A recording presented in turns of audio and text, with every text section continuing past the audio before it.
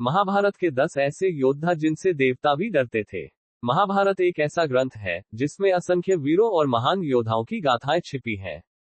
ये कथा केवल मानवों के बीच नहीं, बल्कि देवताओं के बीच भी चर्चित थी। इस महायुद्ध में ऐसे कई योद्धा थे, जिनकी वीरता और शक्ति देखकर स्वयं देवता भी भयभीत हो उठते थे। इन वीरों की कहानी केवल युद्ध कौशल तक सीमित नहीं थी, बल्कि उनकी अद्भुत मानसिक शक्ति, धैर्य और न्यायप्रियता ने भी उन्हें अजेय बनाया था। भीष्म पितामह, शस्त्रों के देवता से मिली अमरता। भीष्म पितामह का नाम सुनते ही देवताओं के दिल में भय उत्पन्न हो जाता था। उन्हें इच्छा मृत्यु का वरदान प्राप्त था, जिसका अर्थ था कि वे तभी मर सकते थे जब वे स्वयं अपनी मृत्यु का चयन करें। एक बार जब देवताओं ने देखा कि भीष्म अकेले ही अपनी शपथ के कारण शांत रहते हुए अपने पिता की शादी के लिए युद्ध करते हैं, तो वे भयभीत हो गए। इस घटना ने देवताओं को भीष्म की शक्ति और धैर्य के सामने झुका दिया। भीष्म ने एक ऐसा जीवन जिया जो देवताओं के लिए भी प्रेरणा था। द्रोणाचार्य, दिव्यास्त्रों के स्वामी। महाभारत में द्रोणाचार्य को एक ऐसे गुरु के रूप में जाना जाता है, जिनसे देवता भी युद्ध कला सीखना चाहते थे।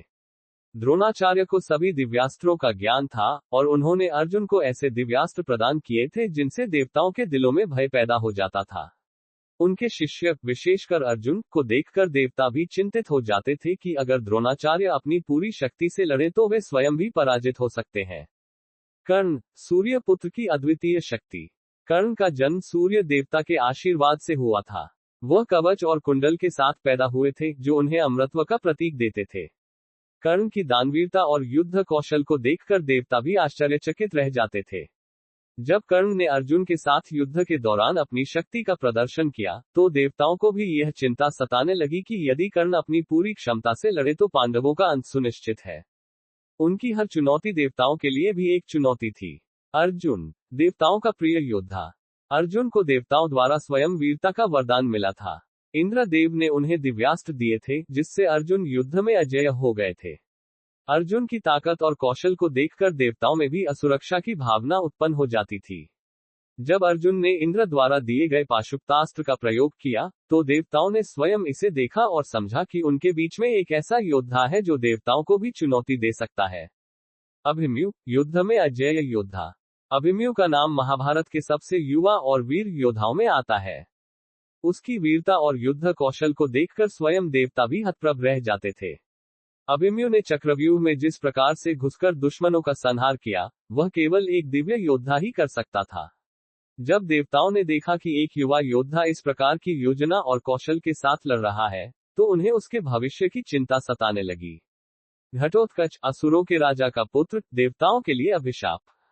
घटोत्कच का नाम सुनकर देवताओं के रोंगटे खड़े हो जाते थे।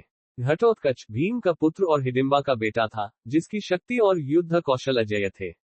उसके पास असुरों की शक्तियां थीं, जिससे वह किसी भी योद्धा से अधिक बलवान था। जब घटोत्कच ने युद्ध के मैदान में अपनी शक्ति का प्रदर्शन किया, तो देवताओं को लगा कि वह अमर है और उन्हें पराजित कर सकता है। उसके निधन के बाद देवताओं ने राहत की सांस ली। अश्वत्थामा, अमरता का वरदान प्राप्त योद्धा। अश्वत्थामा को अमरता का वरदान प्राप्त था, जिसे देखकर देवता भी भयभीत हो गए थे। उनकी शक्ति और ज्ञान के कारण उन्हें देवताओं के बीच में भी एक अद्वितीय स्थान प्राप्त था। महाभारत के युद्ध के अंतिम दिनों में अश्वत्थामा ने जिस प्रकार से अपने दिव्यास्त्रों का प्रयोग किया, वह देवताओं के लिए भी चिंता का कारण बन गया। देवताओं को लगा कि अश्वत्थामा की अमरता उनके लिए एक बड़ी चुनौती साबित हो सकती है। भीम, देवताओं से भी अधिक शक्तिशाली। भीम का नाम सुनते ही दुश्मनों के साथ साथ देवताओं के भी दिल में भय उत्पन्न हो जाता था। भीम की शक्ति असाधारण थी, जिसे उन्होंने कई बार युद्ध के मैदान में साबित किया। जब उन्होंने दुर्योधन और उसके भाइयों के साथ गदा युद्ध किया, तो देवताओं को भी यह समझ में आया कि भीम एक ऐसे योद्धा हैं जिन्हें पराजित करना लगभग असंभव है।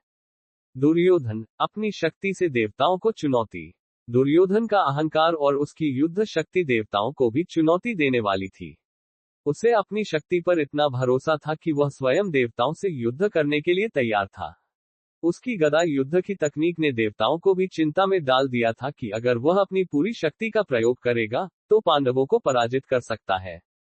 10. शल्य, महान सारथी और अद्वितीय योद्धा। शल्य को एक महान योद्धा और अद्वितीय सारथी के रूप में जाना जाता है। उनके युद्ध कौशल ने न केवल मानव योद्धाओं को, बल्कि देवताओं को भी हिला दिया था। जब उन्होंने कर्ण के सारथी के रूप में युद्ध किया तो उन्होंने कर्ण की शक्ति को और बढ़ा दिया। शल्य की रणनीति और युद्ध कौशल ने महाभारत के युद्ध में कई महत्वपूर्ण मोड़ दिए। अगर आपको ये रोमांचक और प्रेरणादायक गाथा पसंद आए हो तो कृपया हमारे चैनल को सब्सक्राइब करें, वीडियो को लाइक करें और बेल आइकन को दबाएं ताकि आपको हमारी आने वाली कहानियों की जानकारी मिल सके। अपनी राय नीचे कमेंट में जरूर दें। धन्यवाद।